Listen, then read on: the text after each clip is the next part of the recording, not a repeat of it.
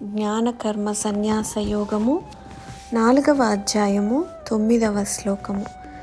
జన్మ కర్మ చ మే దివ్యం ఏవయ్యో వేత్తి తత్వతః త్యక్త్వా దేహం పునర్జన్మ నైతి మామేతి సోర్జున.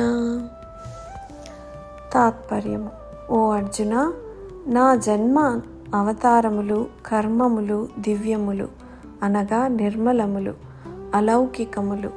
ఈ తత్వరహస్యమును తెలుసుకొనినవాడు తనువును చాలించిన పిమ్మట మరలా జన్మింపడు సరికదా, నన్నే చేరును. వివరణ: భగవంతుడు జన్మలు కర్మలు దివ్యమైనవి.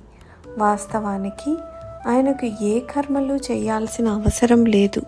3వ అధ్యాయంలో మనం చదివాం, నమే పార్థాస్తి కర్తవ్యో త్రిషు లోకేషు కించన నానవ్యాప్తమవాప్తవ్యం వర్త ఏవ చ కర్మణి. 3 లోకాలలో తనకు ఏ కర్తవ్యం లేదని పరమాత్ముడు అంటున్నాడు. పొందదగిన వస్తువులలో తాను పొందనిది ఏదీ లేదని, అయినా కూడా కర్మలలో ప్రవర్తిస్తూ ఉంటానని చెప్పాడు. ప్రతిఫలాన్ని ఆశించకుండా కర్తవ్య రూపంగా చేసే కర్మలన్నీ దివ్యమైనవి. శ్రీకృష్ణుడు అర్జునుడి రథానికి సారథి అయి నడిపించాడు. గోపాలుడై గోవులను కాచాడు. రాజసూయ యాగంలో ఎంగిలి విస్తర్లు ఎత్తాడు. ఏం చేసినా తన కోసం చేసుకోలేదు.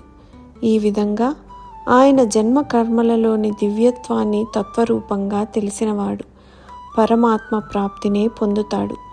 తత్వాన్ని తెలుసుకోవడం అంటే తెలుసుకొని స్వయంగా ఆచరించడం.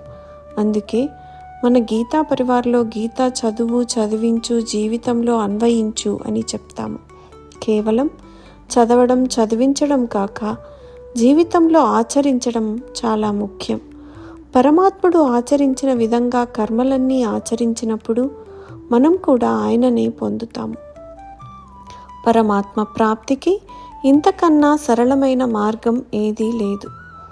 ప్రారంభంలో అన్ని కర్మలను అలా ఆచరించడం సాధ్యం కాకపోవచ్చు. కనీసం రోజుకి ఒక్క పని అయినా ఆ విధంగా కర్తవ్య భావంతో భగవత్ అర్పణంగా చేయడం ప్రారంభించాలి. అలా మెల్లగా చేస్తూ పోతే దారి సుగమమవుతుంది. దీనిని తెలుసుకున్న వారికి పునర్జన్మ ఉండదు.